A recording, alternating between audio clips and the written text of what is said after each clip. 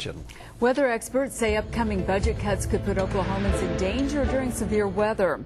A lack of funding could shut down a number of the state's river gauges. The gauges measure how high the water is, how fast it's flowing, and they're used to generate flood warnings. News on 6 reporter Chris Wright has more on the cuts new this evening.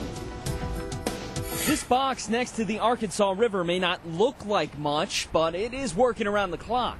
The river gauge is constantly transmitting information about the river to here, the National Weather Service. So that big jump is important for us to know, and we can see what happens downstream. Nicole McGavick monitors levels from river gauges placed all over Green Country. She says the information comes in handy for forecasting and is crucial during severe weather. We want to try to protect lives and property and give people a heads up as soon as possible when we think there could be flooding occurring. There could be 20 fewer gauges by the end of the month.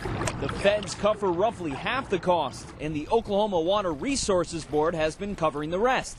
But the state's ongoing budget woes mean the board can no longer afford to keep all of them up and running. There are about 80 of these gauges spread throughout the state. The ones in more populated areas like this one here in Tulsa, they'll remain open. But the National Weather Service says all of the gauges play a crucial role in keeping people safe. Experts say that was on display when a record flood decimated parts of Coffeyville, Kansas in 2007. They say the gauge there, which is scheduled to be shut down, provided crucial information.